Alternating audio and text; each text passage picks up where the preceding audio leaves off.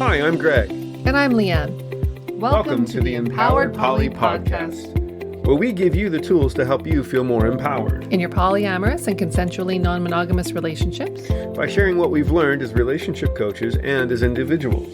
Empowered Poly is LGBTQ2IA+, alternative lifestyle, and kink-friendly. Thank you for joining us, and enjoy the show. Hi, and welcome to episode 24, Poly-Mono Relationships. So we had some requests for this topic, and we are addressing it from our perspective, as well as our perspective as coaches who work with people in the poly-mono dynamics frequently. So today we'll be talking a little bit about our relationship history, and then we'll get into some things to look out for, some things to be mindful of, and some tips on how to manage a poly-mono relationship successfully. Okay, so honey, do you want to tell us about your experience? Well, yeah. First, though, I want to ask you about the Jealousy Workbook bit, because you have a comment about that. It's something about mono-poly relationships not working or doomed to fail. So Kathy Labriola has that in her poly book called the Jealousy Workbook. It's a point of view that's pretty common in the community, but I don't ascribe to it. I think that poly-mono relationships have been successful. I've witnessed them. I've been part of them for periods of time in my life.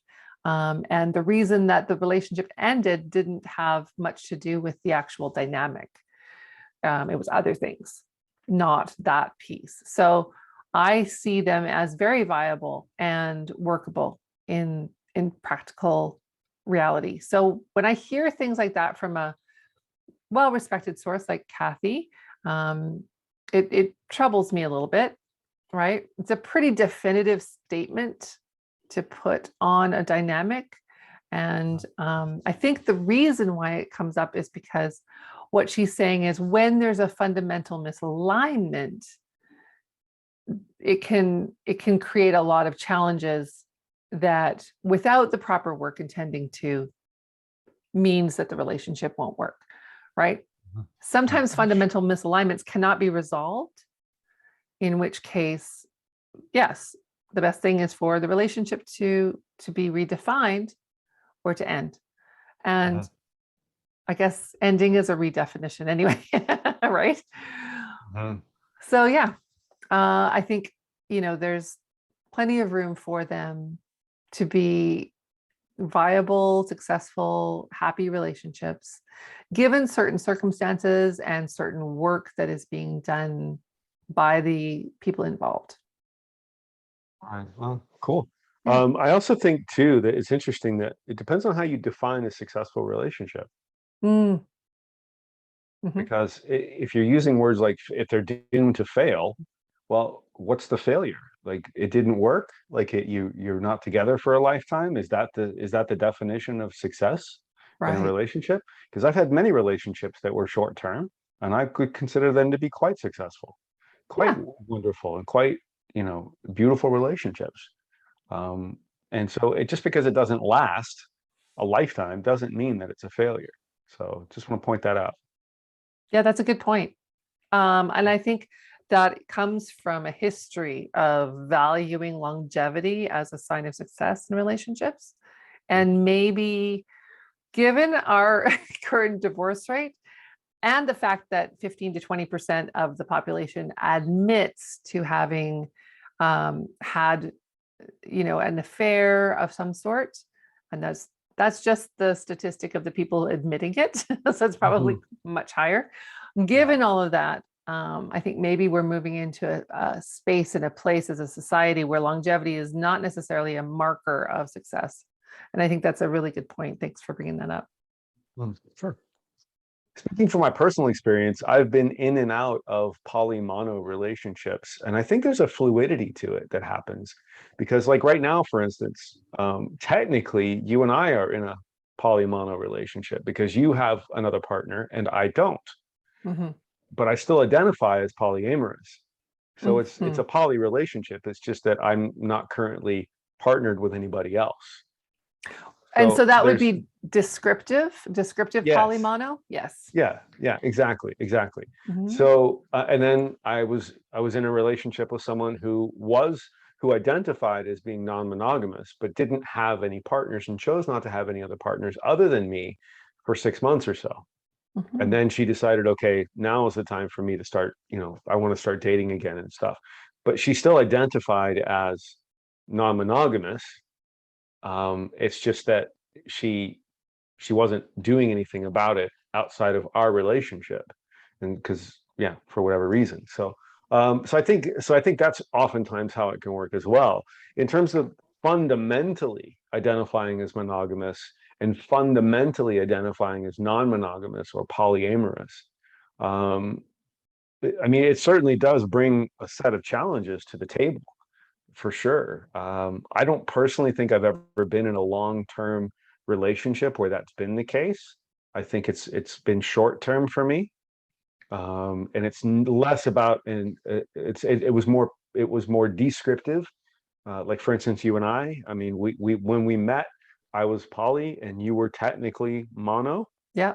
though you were willing to get into a relationship with me, and I was married at the time. But you weren't seeing anyone else, or maybe you Mhm. were, I forget. But anyway, you didn't identify as poly or Mhm. non-monogamous at that point. You were just single and you were, dating other people at the same time, right? Mhm. Which technically is a form of non-monogamy as well. But anyway, we won't get into that. So we decided after my divorce to connect and become nesting partners and stuff. And then I hate the term, but I can't think of a better one, but we closed our relationship. We weren't seeing anybody else at the time. So nobody else was impacted by that decision. And I had some stuff that I had to work through. And so, we both agreed that we would become descriptively non-monogamous for a while. And at that time, frankly, I thought that that was the way I was going to live the rest of my life. Right. And so did I. Right. And then, Surprise. surprise, a few years later, we're like, we're polybombing each other or Yeah. whatever, right? So yeah, so I think it can be fluid. I think you can work your way in and out of it. I don't personally have any experience, like I said, with the mono poly dynamic long term though. Mhm. Um, I have very short term experiences with it, and I've had other partners who have chosen to only date me, but I've Mhm. never asked that of them, and they've never expressly said, "I will only date you." I've always gone into those relationships with the expectation that they would start dating other people should those opportunities, or should they feel like they want to. Mhm. What about you? Yeah. Uh, well, my first sort of experience with polyamory was my first marriage.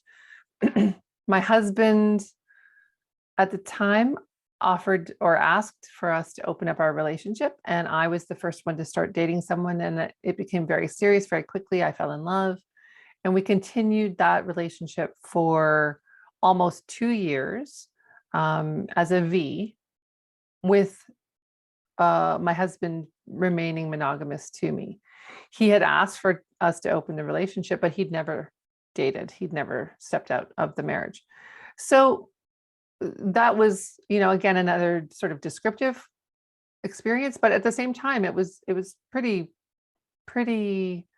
challenging in some ways. And I think his predisposition to wanting to open the marriage was key to maybe his stability in that, and his being okay with it. He had some ownership of it. It wasn't a situation where he was, as they say, poly bombed. I don't really love that term because it seems rather a violent description of someone coming out to their partner. I agree. And it feels very threatening and destructive. So, but a lot of people use that. So, for lack of a better term, we'll use it. But note that for me, anyway, there's a caveat there. I'm not very comfortable with it. And but I think the reason people do use it, especially people who have been polybombed, is because it does feel shocking. It feels like a bomb has gone off in their relationship. And so it can often be Yeah. that Yeah. level of intense emotion and feeling and fear that comes up, right? But I agree Sure. with you. I'm not a fan of the term either, but I don't have anything better at the moment. So Yeah. And well, I always caution people about using inflammatory language about experiences because it colors them. Mhm. If you hang on to that word and you say, my spouse or my partner polybombed me, they polybombed me, and you're using that phrase continually. And I've had clients that do that. That becomes the narrative, that becomes the story, that becomes the experience. I've been destroyed, right? It's a When in victim fact, mindset. yeah, when in fact, really what's happening is your partner is sharing something that they need with you in a vulnerable way often. Sometimes not. Sometimes it's in a way that is hurtful, but sometimes it is vulnerable. And whatever story you want to create about it, you will, right? So sometimes intentional language is important. Hmm. Any case, what were we talking about? We're talking about your experience of being polybombed, or avoid. Sorry, your first husband avoiding being polybombed by kind of Yeah, making it because his he choice. introduced it, right? Similarly, I did the same thing in our relationship. So when we were closed, we were monogamous. The writing We was kind of on the wall.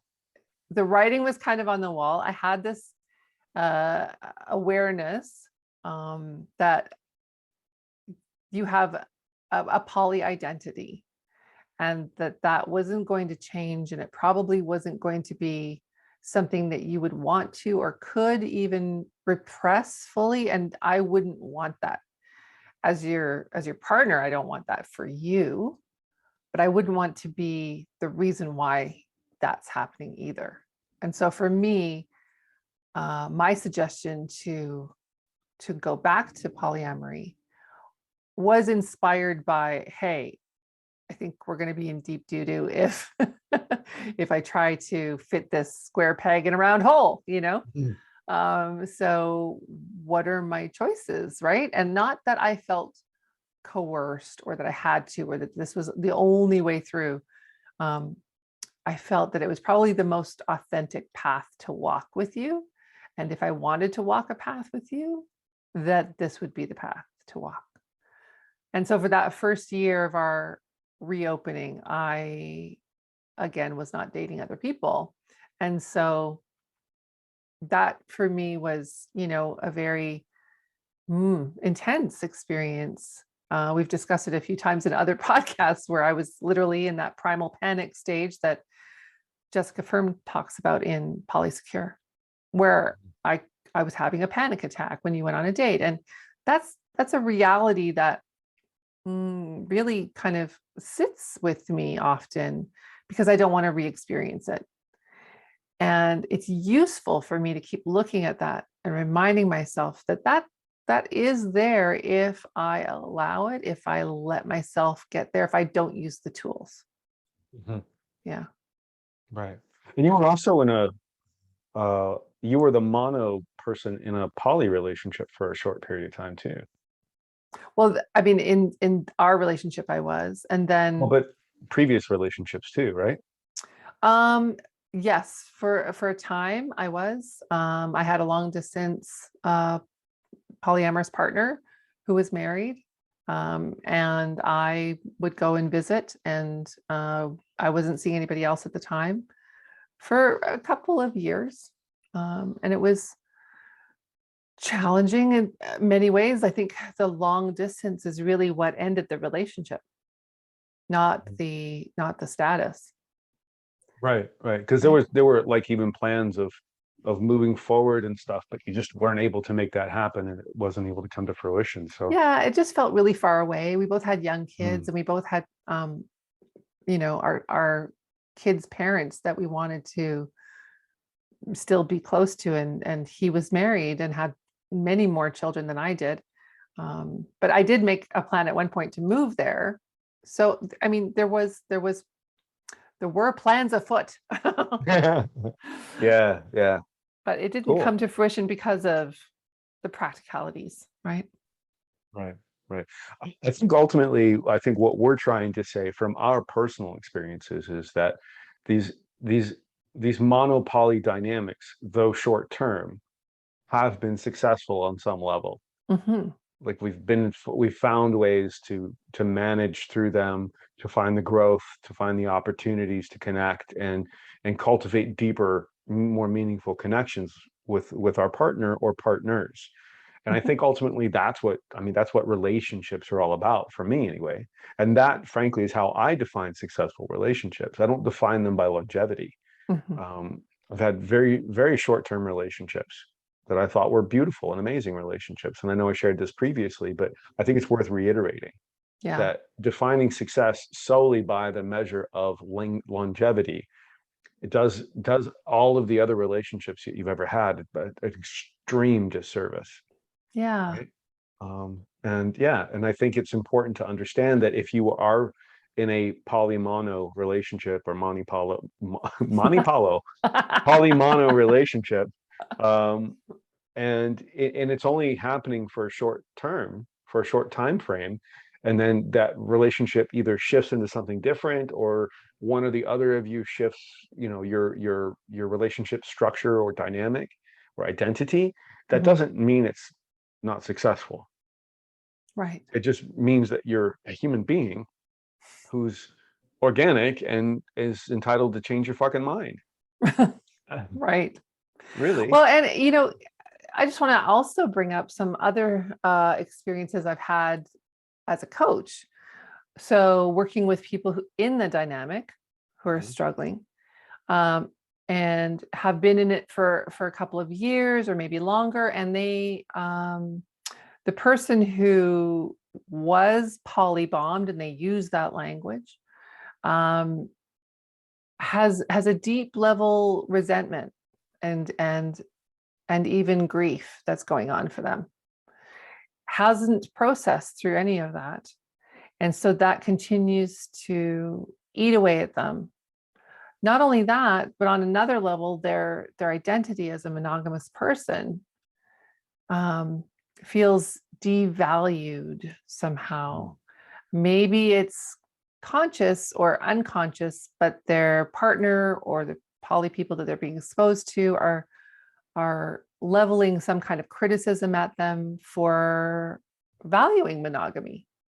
Yeah, it's like they're relationship snobs. Relationship snobs, yeah. Like, we're better than you, we're more evolved than you. If you were more enlightened, you would know that poly is the better way to relate. Right, right, Um, right. Which, by the way, if you're listening to this and mhm. you find yourself relating to that statement, I'm not apologizing, because No. I think that does so many people in this world a disservice who choose not to be polyamorous for whatever reason. So if you find yourself in a position to where you're listening to this, and we might lose some listeners and some fans, but I don't care.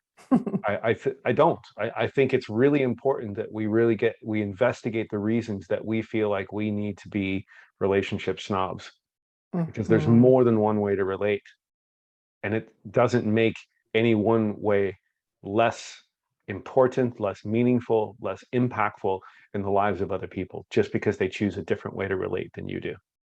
Right. And it goes in all directions. And frankly, I think one of the reasons that I'm kind of passionate about that is because, and this relates to music. Like there's music snobs out there in the world Mhm. that, like, if it's not this particular type of music, or especially like in the hard rock and the heavy metal community, if it's not metal, it's shit, right? That's kind of the thing. But the reality is that I love everything. I mean, I'll listen to Iron Maiden, an Iron Maiden record, and then I'll listen to a George Michael record after that.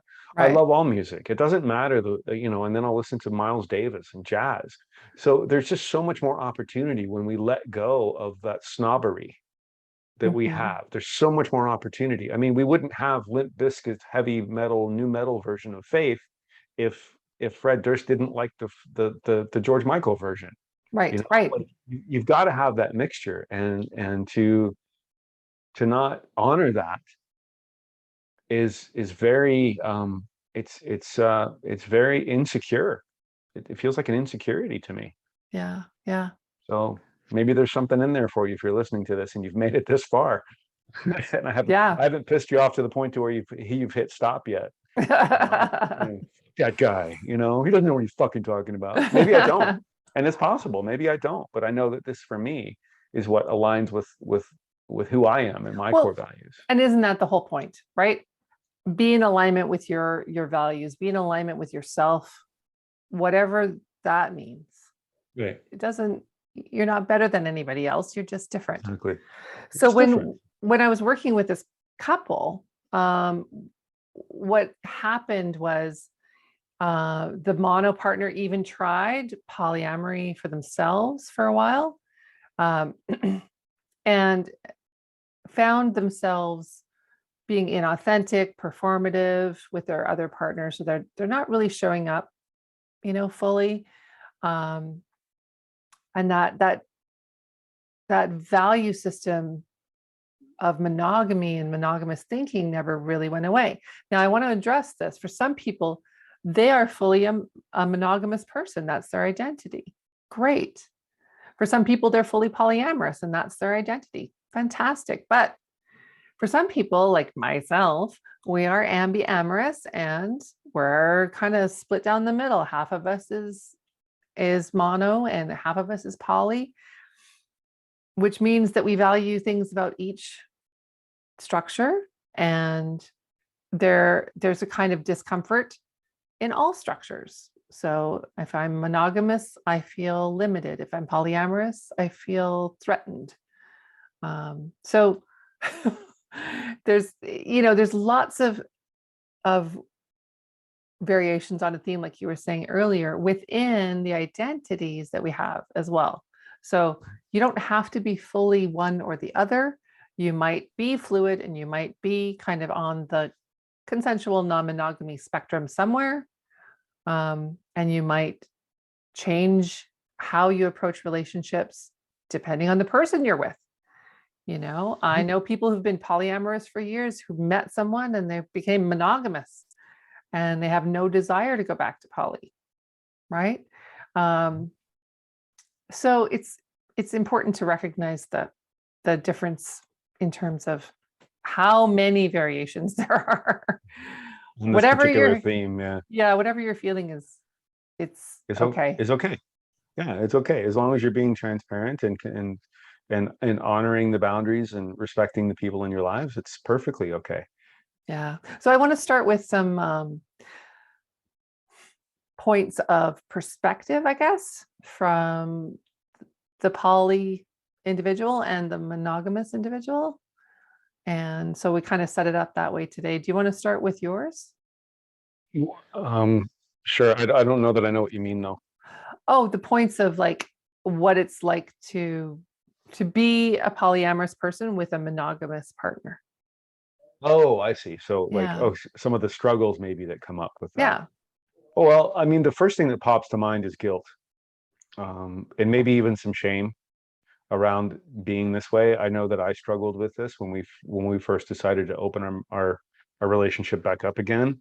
I felt the story I was telling myself is that you were doing this because of me, Mm. and because you, which is great. Like, don't get me wrong. It's like you're making this sacrifice for me, but at the same time, I felt guilty for that because you recognized some behaviors in me that made you realize that I'm shit at monogamy. And the reason I'm shit at monogamy is because I don't identify with it, right? Mm. It's like it's like asking a fish to climb a tree. Mhm. It's just it's just not the way they're built, right? And so you recognize that I was that fish trying to climb that tree, but all I was really doing was just flopping around at the bottom of it, trying to, get back in the water, right? And so Yeah, and I kept throwing you up the tree and it wasn't yeah, working. it wasn't working. I just kept falling down. It's like I got no hands. I can't fucking grab onto a branch. What do you want? Jesus. But I didn't realize that either. Like I didn't know that. Yeah. So, as the fish, I was flopping around trying to make shit work. But the reality is I wasn't built, I'm not built for monogamy. Mhm. And so that brought up a lot of guilt for me and a lot of shame because Mm. I thought that I was broken. I thought that there was something wrong with me, right? The difference between guilt and shame, guilt being something I did something wrong and shame being I am wrong, Mhm. right? So I was feeling like I was doing something wrong and I was wrong at the same time. My presence, my being, my existence on this planet was wrong. And the way that I wanted to be in the world was wrong. Yeah. And so, yeah, so a lot of guilt and a lot of shame came up for me initially. And there, to be frank with you, there's still some of that lingering. And we still work through that every day almost. Yeah. Um, and we'll get into some of that later in terms of how to cope and stuff. But I think from a poly perspective, that was the biggest thing for Yeah. me. It was that struggle. And then also further to that with the guilt bits was going out and having fun and enjoying myself with other people while you were at home, Yeah. right? That's And tough. then, yeah, that's hard. It's really difficult to do, right? It's like Yeah. I want to be there and I want to be present with the other people in my life because they deserve that just as much as you deserve my presence, maybe in a different way, Yeah. right? Or me showing up for you in a different way, I mean. Yeah. So, right? And so I think it's not fair to anybody in that situation when I'm not being present because I'm feeling pulled in one other direction. And frankly, that's happened quite a few times. And it's Sure. not anything that you did. It's just the stories and the guilt and the shame that I've felt over the years as we've grown through this together. Uh, Hmm. Yeah, yeah, so I can relate that's to that.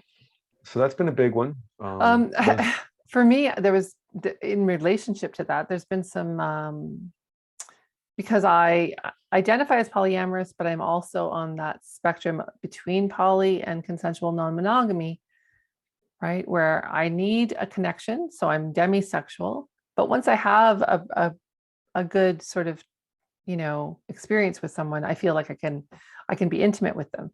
So it doesn't take me very long. So I'm not deeply demi. Like there are people that are deeply demi and need like, a really long time to get to know somebody. It does help for sure. And I found my most successful relationships go that way. But on that spectrum, I'm still uh, highly sexually motivated and have a high drive. And for me, there's been some slut shaming going on internally, not externally, not you, not anybody else, just me. So I relate to that guilt and that shame about, going out and having a good time as well. And then also that other piece. Yeah. Is there more? trying to navigate ways of being compassionate as a partner, um, and honoring where you're at or where I'm at any given moment, Mm, um, has been challenging at times too. yeah. And I think Feeling, wanting what feeling, I, sorry, go ahead. wanting what I want or wanting what you want, and kind of maybe sometimes feeling sidelined or sometimes feeling like I'm the one pulling the sled. That's a horrible analogy, but you know what I mean. Hopefully Yeah. people know what I mean. Sorry about that really fucked up mixed metaphor analogy. Um, but yeah, it's hopefully I'm getting the point across that it's kind of it's not all or nothing. When we both have other partners, it seems like there's much more balance is the word. That's the word I'm looking for. Much more balance in my life. But when one or the other of us doesn't, it feels very imbalanced. Yeah. And And I mean, so that's obviously going to be the case sometimes too, right? yeah, That's the and so in reality. that imbalance comes certain stories and narratives, right? Mm, Right, for both of us, for all of us. So for somebody who's mono, I can imagine that if you're permanently living with that sense of imbalance, how do you get that foundation, that trust? And I actually wrote about this on my Instagram the other day. mm, um, I was having a conversation with somebody and I shared something quite deeply personal, but as I do, I mean, that's just who I am. So it wasn't that I was sharing it with them because I necessarily trusted them. It was because that's how I show up in the world, is I don't really hide those deeply personal things because I feel like I can't be the only person on the planet who's experiencing this. So the mhm. more I share it, the more people might resonate with it and not feel alone, right? Yeah. Anyway, I shared this with this person and they said, thank you for trusting me with that. And it got me to thinking about this and how this relates to the Monty Paulo world, The what? poly world, Monty, mono, poly. Man, I'm just It's Monty Polo, actually. Let's just make it a game. It's called Monty Polo. That's what we should title the episode. Monty Polo. So anyway, so yeah, so I was thinking about this idea of trust. And ultimately, if I put if I put myself into the shoes of somebody who's monogamous, Mhm. dating somebody who's polyamorous, I would suspect that fracture, that foundational imbalance comes from a sense of trust. You know, Yeah. do I trust that person enough? But more importantly, do I trust myself enough to know that no matter what happens over here with my other partner or with my partner, I'm going to be okay? Yeah. So when that person said to me, "Thank you for trusting me with that," I appreciate it. It was a beautiful thing to say. It was a wonderful, compassionate, open, connected thing for her to say. But what immediately landed with me was, it wasn't that I trusted her, it was that I trusted myself, that whatever her reaction was going to be, I was going to be okay. Hmm. And I think ultimately that's what this comes down to. And that's maybe that's the way we can define success in poly mono relationships. Got it right. Yay. Um, Yay. is learning to trust ourselves as individuals, that how we show up and what we bring to the table is enough for us, Hmm. right? And maybe that looks differently for your mate Yeah. than it does for you, but that can be okay, because you can trust that I don't know, like, if your partner enjoys going out and having multiple intimate connections and you don't, but you enjoy going out to punk shows and they don't, that's maybe that's the same thing, just in a different Yeah. environment. I think what happens is we place so much importance on having an exclusive intimacy in monogamy that we have a sense of entitlement and possession about it. Really good point. And when we can step back from that entitlement and that feeling of you are mine, it's a great little romantic cliche, but in reality, it is the basis of a lot of issues between people, you know, that feeling of possessiveness. It's not a little cliche, it's huge, it's all over, and every romantic story and Yeah. every romantic song, it's like, you're mine or I'm going to make you mine. And Yeah. that bit of possession and stuff is it runs rampant in traditional society, in conventional society. I like to say things like, you're mine tonight. There you go. You There know, you because go. it's like, we're together. This is focused time for us, you know? Um, and that's genuinely how I feel when I'm connecting, right? When we're doing something really sweet and special together, I feel connected to you. I feel like you're mine in that moment. But I'm Right. not entitled to your time, attention, and intimacy exclusively all the time, right? Right. And so for a mono partner, that might be part of the learning process of unraveling and disentangling from the feeling of possessiveness and the feeling of entitlement to all of your extra time. Right. And when you said, if we can equate it to something that we enjoy doing and put it on the same level as, if we like a particular kind of event, maybe that's a better perspective and more useful in this situation than saying things like, sex is sacred, intimacy is exclusive, you're mine, to ourselves as a monogamous partner, learning how to be a partner to a polyamorous partner, right? Yeah. Sex can be sacred, but it can be sacred. Just because it's sacred doesn't mean it's exclusive. Well, and when we look at serial monogamy, we have those experiences just one at a time in a row, Right. right? If I'm putting myself into a mono mindset, because I lived a monogamous life up until 16 years ago. I was horrible at it. And you And were you were particularly jealous, were you not? Oh, I was very jealous in my younger years. My early 20s, I got so jealous.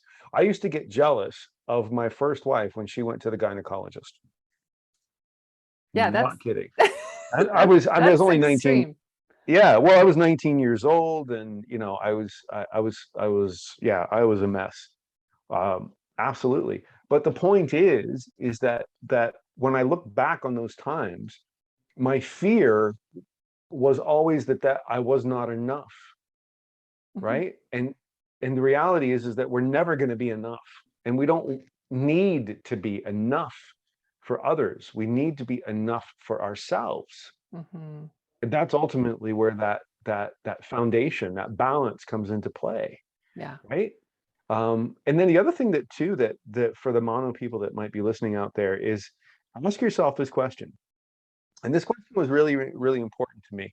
And I did a lot of journaling around it, and it brought up a lot of stuff for me, specifically around intimacy and sex. But would you have the same problem if your partner was going out to go hiking, or to go to a concert, or to go to dinner with somebody that you knew was only a friend to them, regardless of their gender, Mhm.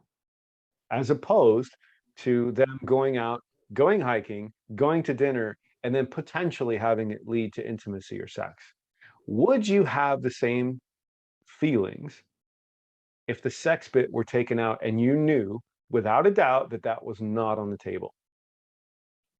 Well, If and the I, answer to that yeah. question, if the answer to that question is no, then your issue is not your partner going out and connecting with other people.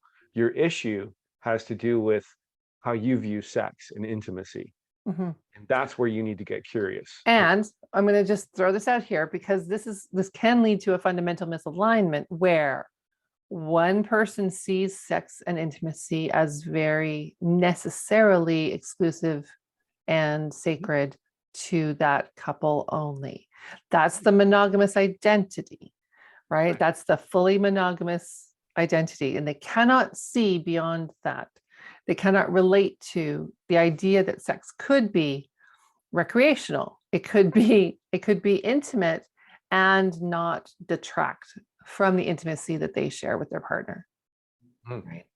So when we're assessing whether we're monogamous or maybe ambiamorous ourselves, the monogamous identity really struggles to open up to those ideas. And when you can do that, when you can make the sort of leap of faith into, I will trust that this will not detract from our relationship.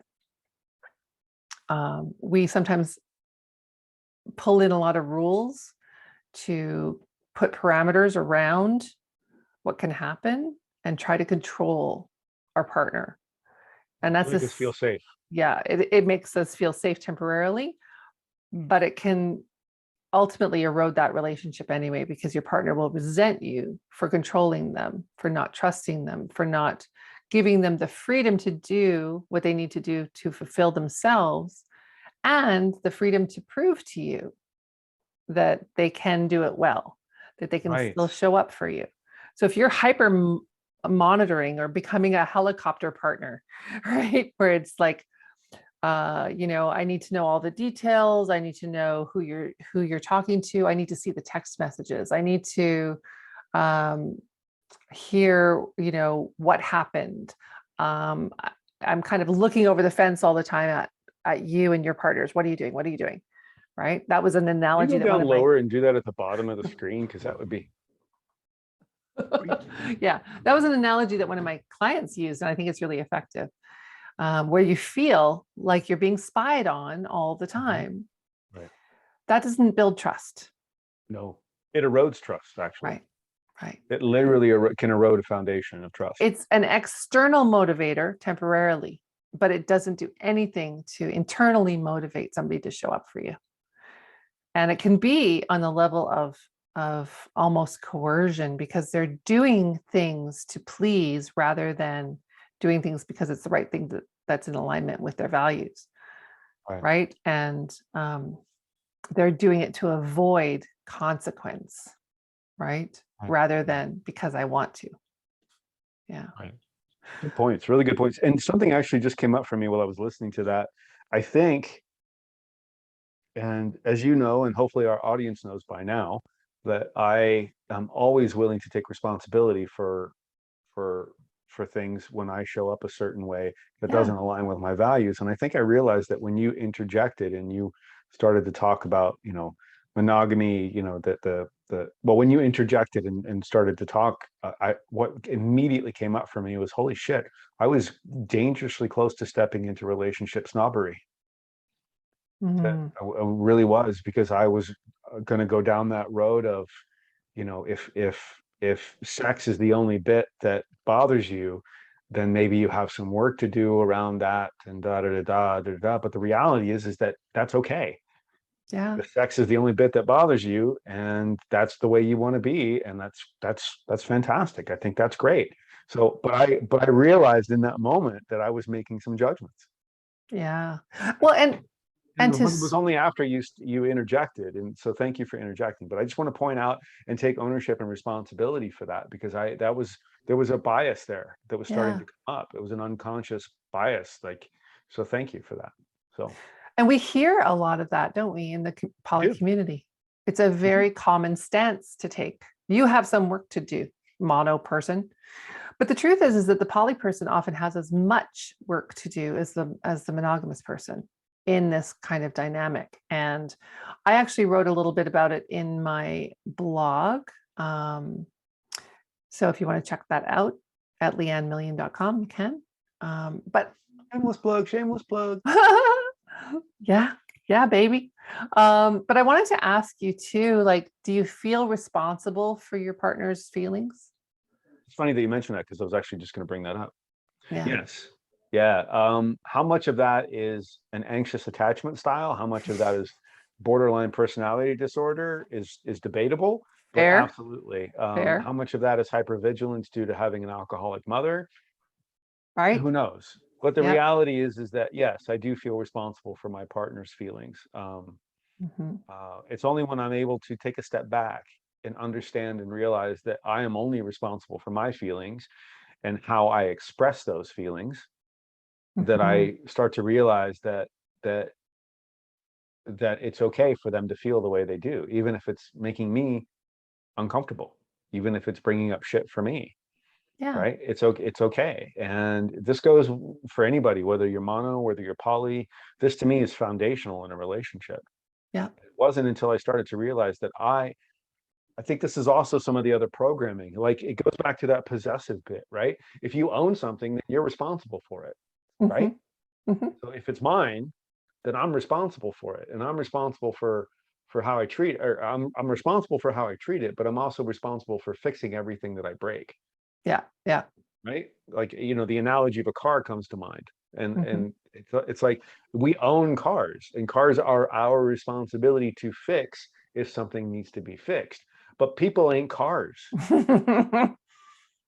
But like right? cars, we need maintenance and we need Absolutely, fuel to function absolutely. properly. And part of that fuel is compassion Mhm. and support, even when we're struggling. And your choices may be the cause of someone's struggle. It's challenging to sit with that, to own that, yes, but also to recognize I'm a partner to you, but I am not you, and I am not responsible for your management of your reactions. Mm. And like when I had that primal panic attack and you went on the date, I self-soothed. I utilized tools. I did for myself what I needed to do in order to learn how to get through that feeling, and to change, to shift my script, as we say in our course, from that negative thought spiral, right? That you're going to leave me. How many times have you heard me say when you come home from work, the dogs are barking, they're so happy to see you, and I say to the dogs, "Yay, he came home! Yes, he did." You know, um, Uh-huh. that that speaks to a very fundamental piece of my insecurity. that you're going to leave me, right? At the same time, I do know that I'll be okay if you do leave me. I won't die. I won't be devastated. I'll be very, very upset, but I won't, I'll survive it, and I'll move forward from it, and I'll live the best life that I can from that point forward, right? Learning Well, what I have learned what? from our relationship. I'm Well, hoping that's not going to happen. And that's why I celebrate when you come home. it's news to me. I didn't know you were going to do all of that after okay. All right, cool. But interestingly enough, that makes me feel better. And I'm being silly, of course, but because you and I have talked at length about Yeah. this between the two of us. But so I'm being silly when I say that. But the reality is that on the flip side of that, knowing that your partner is able to manage their own feelings, knowing that your partner is able to manage without you, Yeah. also can be such a relief. Well, it takes the weight off, the responsibility for their every moment of happiness off your shoulders. Right. And for Because those that's of just us, fucking impossible. yeah, It really is fucking impossible to be responsible for somebody else's every moment of happiness. yeah. And that doesn't mean you can't be compassionate or Mhm. loving or supportive. All of those things are still important to nurture the relationship, right? And to still continue to show up for that relationship in whatever way you can and want to. Right. And so if you're the poly person and Mhm, your nesting partner is the mono person, mhm, right? mhm. Being responsible or feeling responsible for your mono partner's feelings, even though you're doing everything that you can to show up as a compassionate partner, maybe there's some work in there. I invite you to do some work in there in terms of Mhm. how can you release some of that responsibility over from yourself and let your mono partner show up autonomously Mhm. and care for themselves in those moments, and then ask you if they need something from you as they're processing through that. If you're the mono person Mhm. who's with a poly person, same thing. Right. Right? Right? Well, Your desire to not be poly might be impacting your poly partner and bringing up feelings of guilt and shame and all of that other stuff. But again, Mhm. that is not your responsibility. Your responsibility is to be authentic to yourself Mhm. and care for yourself and make yourself available to create safe spaces for your partner to be able to show up and express what they need to express, but not take it on as your own. Yeah, exactly. And I think, and even as I speak to this, I think this is fundamental in any relationship, It regardless of how is. it's identified, Yeah. right? And so these same tools and principles apply. It's just a little bit harder when there's that there's that difference in the way that you see, a relationship dynamic and what you Yeah. need from relationships, right? Yeah. Right. Um, There's a couple of things that maybe we can talk about how you as a poly partner can help hmm, sort of mitigate the triggering or the uh the impact that your feelings have on your mono yeah, partner. Well, yeah. what comes up for me immediately is grounding exercises. Managing your relationship energy, whether it's new relationship or established relationship energy with another partner, managing that energy prior to engaging with that partner. So we talked earlier about being present with each Hmm. partner. Each partner has a different energy. Each Yeah. relationship has a different energy. And so this is across the board with any relationship that you're in. I highly suggest this. But ground yourself through breathing exercises. If you've got maybe you have a drive in between, seeing one partner and going home to your nesting partner. And so maybe during that drive, you put on some mellow jazz music and you do a little bit of breathing exercises to bring that level of energy down, Hmm. because you might not realize it, but you might be vibrating at a different frequency than your partner is when you Yeah. get home. And sometimes that frequency discord, discord can create a lot of unnecessary challenges for Yeah. both of you, right? Yeah. And so I think bringing yourself down, and I don't mean like, buzzkill down, I mean calming yourself down, acknowledging and recognizing your new relationship energy or the energy that you have, And if you, so the caveat here actually is that this is assuming that your mono partner Mhm. hasn't said, yes, I'm happy for you. I'm 100% on board with this. I love everything about it. I just don't want to be poly.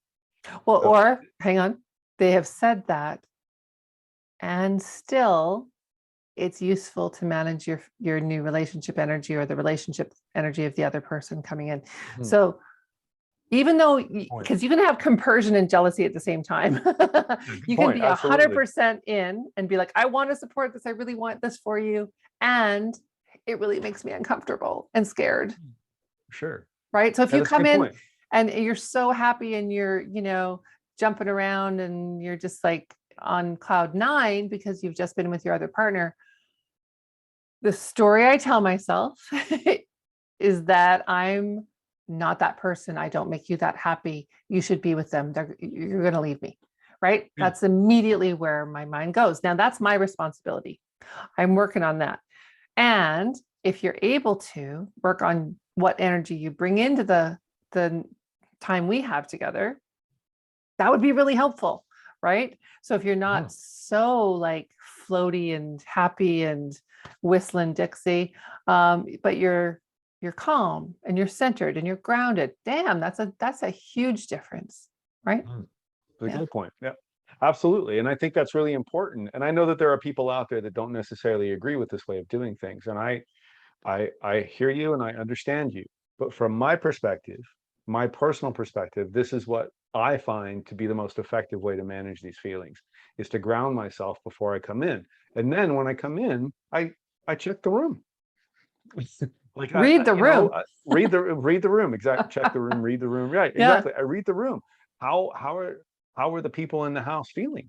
Yeah. Right. Yeah. Like, and then maybe you might want to check in and say, hey, how are you doing? How are you feeling? Do you need anything from me? Are you open to a hug? Questions like that invite but don't necessarily require. Right. Right. And so I And think then that that's really important. And then the person that you're coming back to then has the option to connect with you the way that they feel comfortable connecting with you. And so that ultimately becomes what the partnership is about. And that to me is what presence is about. Mhm. Presence isn't about forcing my will upon somebody else. Presence is about being seen and seeing others as they want to be, as we need to be in those moments, and whatever that energy dictates. Mhm. Right. And so the presence over here with my other partner was very different than the presence over here with this partner. And it could Mhm. be it could be the opposite. Um, you could feel very, very secure with one, maybe the newer partner, and the other partner, maybe you're having some challenges and difficulties. Sure. Ground yourself the other way. Try to Yeah. avoid bringing that uncomfortableness and that energy into this other relationship. We went through that when your marriage ended. Absolutely. I remember you pointedly telling me flat out, and it was hurtful to hear too. It was really Sorry. fucking hurtful to hear, but I needed to hear it. You said to me, I don't, something to the effect of, I don't give a shit about what you're feeling about your marriage. That's not what I said. What I heard, I would never but say that. But what I think but what but I the, said was something like, I don't want to spend our time together helping you grieve your marriage.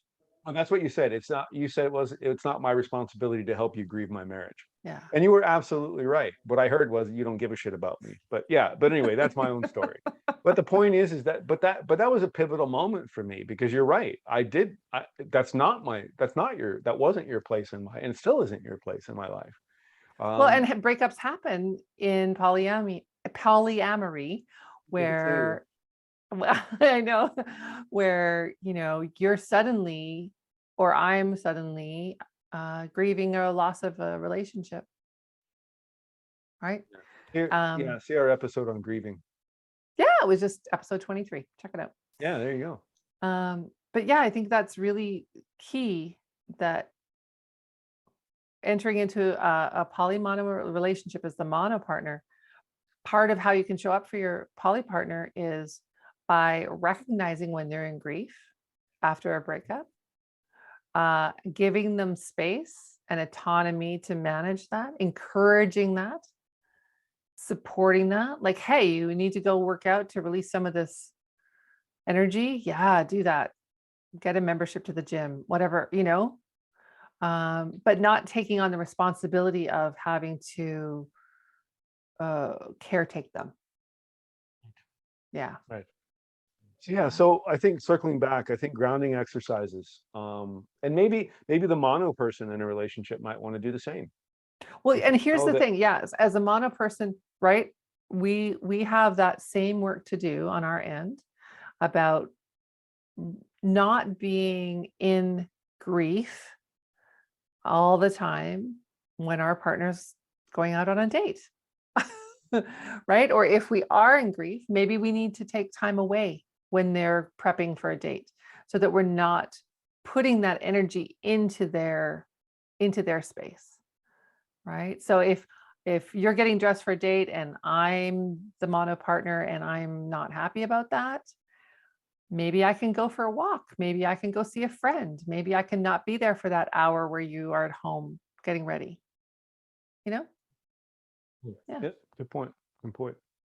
Um, yeah, so I think some of the other things too is depending upon the type of poly, whether it's like KTP, kitchen table poly, or Mhm. parallel, you have to be mindful about what your partner's witnessing if you want to be considerate of their feelings, right? And so if you're in Mm. a kitchen table poly kind of environment and you want to bring a partner into, that dynamic or one or the other, right? And there's going to Mhm. be conflict maybe that might happen there, Or conflicting feelings, discomfort.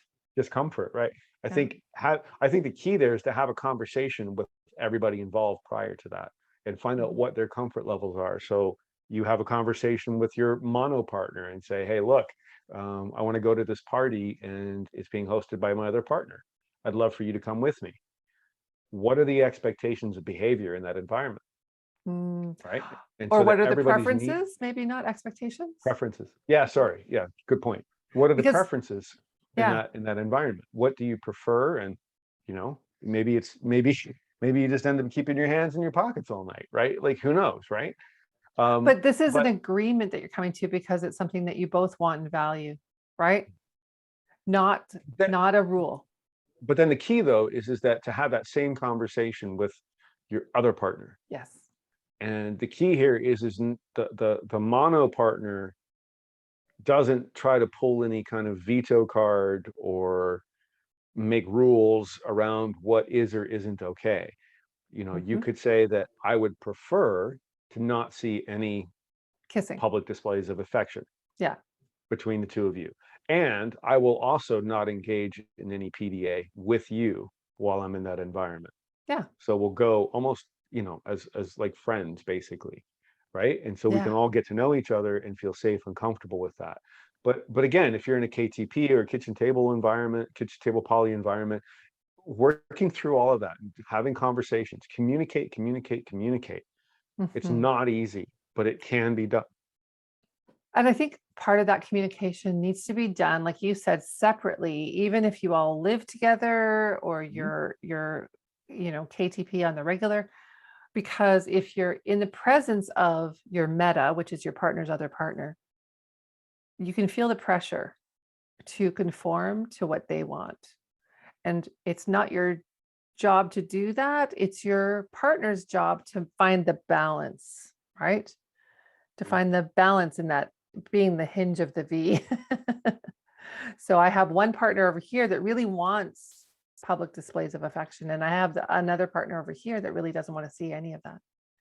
And so, what is the balance and what can be managed? So, perhaps the compromise here is we'll hold hands, but no kissing. And we give the heads up to our mono partner that that's what's going to happen. Mhm. Should they be uncomfortable with the holding of the hands, that perhaps maybe this isn't the environment that they want to meet their meta in, Mhm. right? Or be with them at it. And I think also it's important to understand that, and this is just a personal preference for me. This isn't something that I'm suggesting you do, Mhm. um, but it is a personal preference for me. I always err on the side of the person that is going to be the most uncomfortable Exactly. when I'm making my decisions. So in other words, if I have a mono partner who I know is going to be like, let's say we're using a scale of 1 to 10, and 10 is completely uncomfortable. If I have a mono partner that I know is going to be an 8 in that environment, if I were to be, overly affectionate with somebody, and my other partner is going to be like a 6, I mean, it's going to upset them, but not as much, then I'm going to choose to err on the side of the person who's the most uncomfortable in that environment. But that's just a personal choice for me.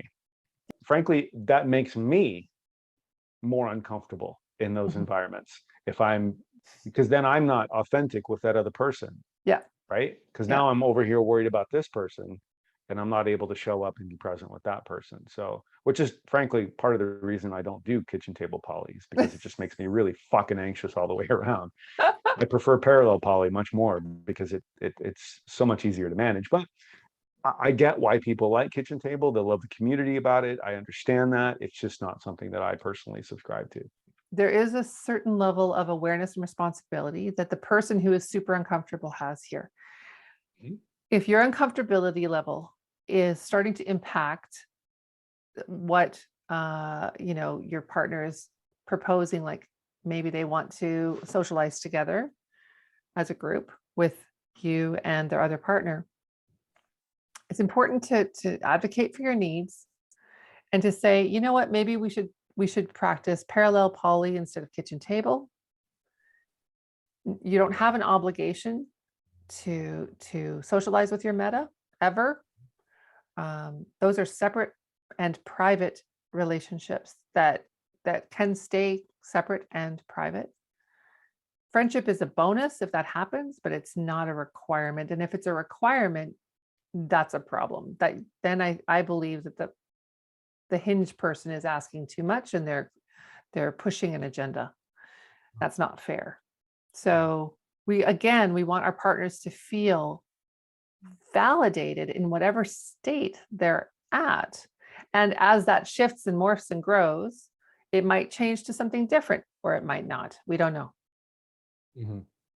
Right? Right. Yeah, that's a really good point. Okay, so I'm gonna whip through a few points for the mono person. Is that okay? Whip it good. Okay, so comparison is the thief of joy. We've heard that before. Remember that comparing yourself to your meta isn't useful. It is, first of all, misleading and not factual. It's a narrative that isn't useful because it isn't true.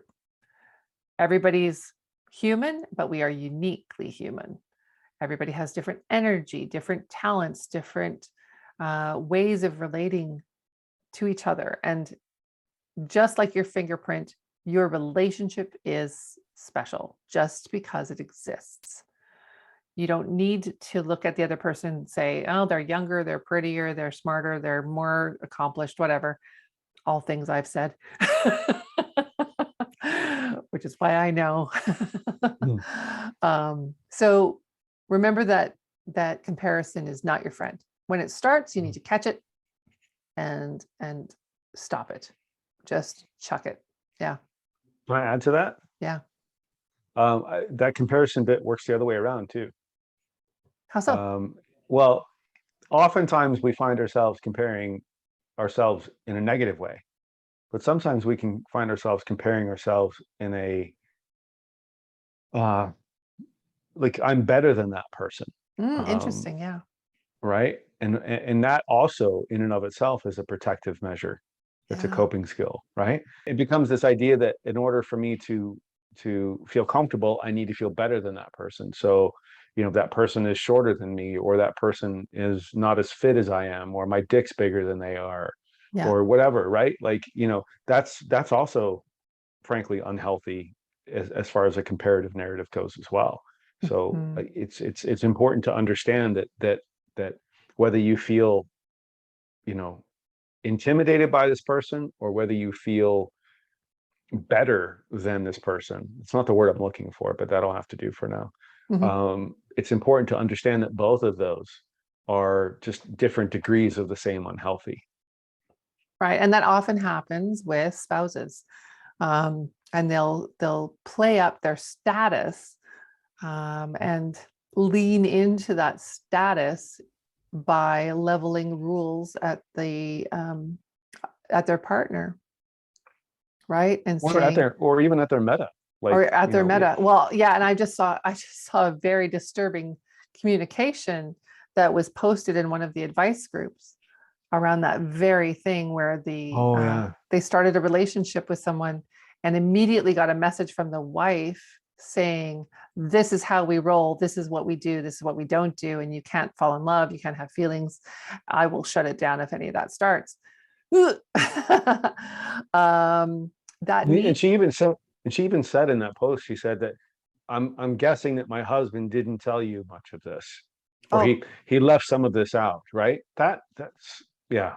There's well, so and that, much wrong with that. But anyway, that's not wait, why we're here to talk. it just But points point out, is that yeah, it just points out that that's not an agreement that he values. mm-mm, That's a not at rule all. that she's imposing.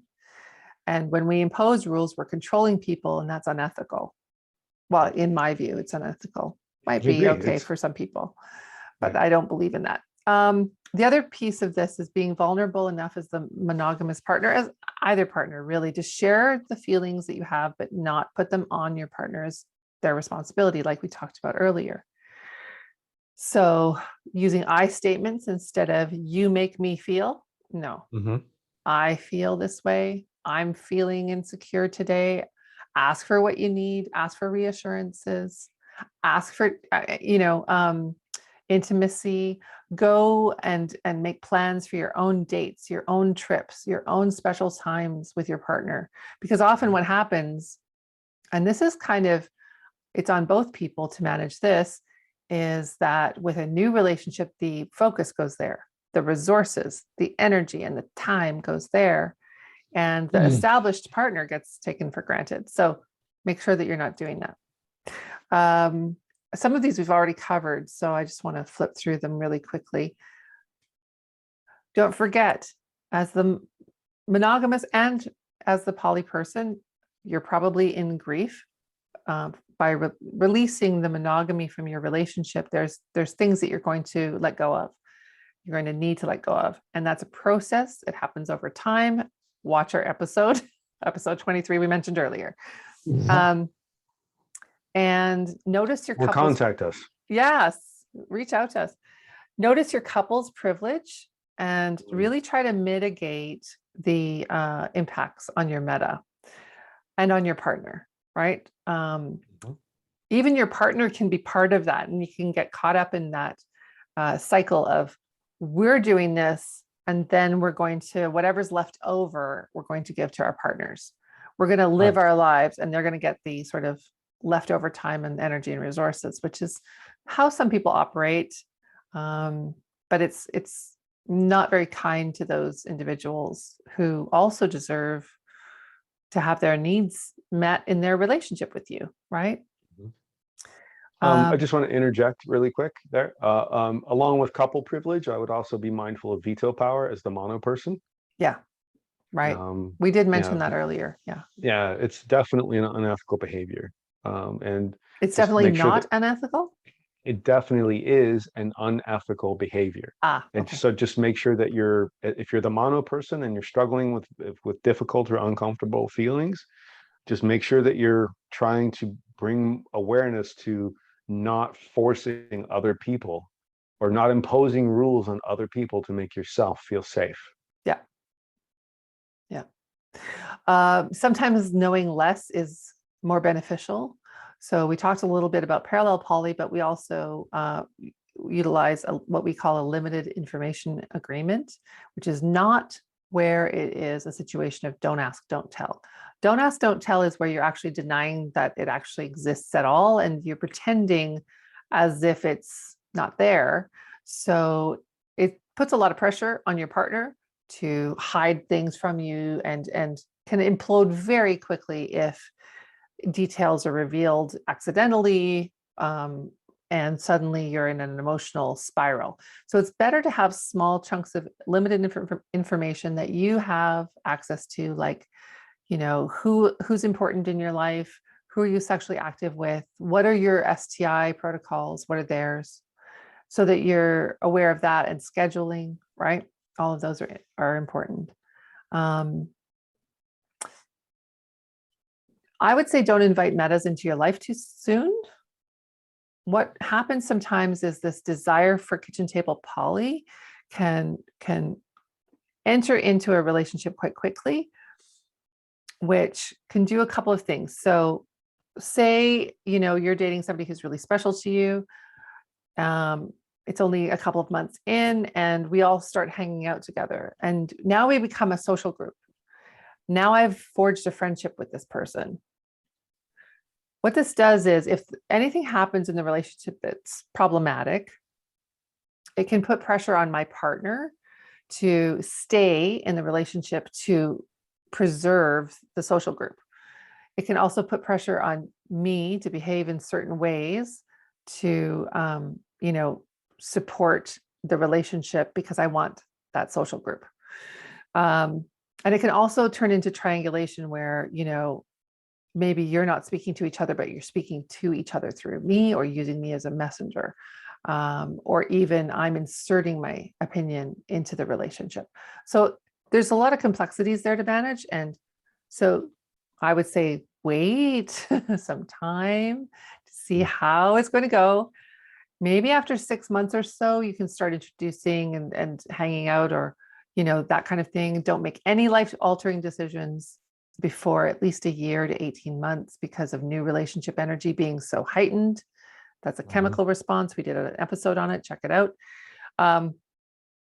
Yeah. And so, it's difficult to lose that social group when a relationship changes and ends. Make sure that you're not inviting that into your world too soon, especially if there's kids involved, I would say, because it's hard on kids too, to lose people that they're close to. Watching your partner grieve, we already covered. But I would just say one more thing about that is if you're in deep grief or you're having trouble regulating your emotions around a breakup, or on the flip side, as somebody who's dealing with the guilt or the shame of the polyness, or you're grieving the loss of your monogamy as the mono person, get professional help when needed. Because that's part of us taking ownership. That's part of our autonomy and our sovereignty. And we need to step into that when necessary, right? Yeah. We're here to help. Absolutely. We Shameless certainly plug. are. Okay, I think we better end there because we're over time. This was a long one. I always tell myself this is going to be a short one, and then it always ends up being a long one. So, Right? yeah. Thanks for joining us. I just want to say thank you for all of the information you just shared. I think it's great. And thanks to everybody for listening. I appreciate you. I can say I know we appreciate you. So absolutely. And our subscriber list is growing. Please subscribe if you're enjoying our content. Reach out to us if you need help with any of these issues. It's what we do. We're as relationship, sexuality and empowerment coaches, we help people. We support them. We have tools that we can help you with that will help you get much more clarity around what works best for you and how you can show up in your connections and your relationships as your most authentic and empowered self. So reach out to us anytime. Yeah. And remember, choose love and keep it kind. We'd love to hear your comments, questions, or topic suggestions, and don't forget to subscribe. And you're invited to join our Facebook group, Empowered Poly Relationship Support and Advice.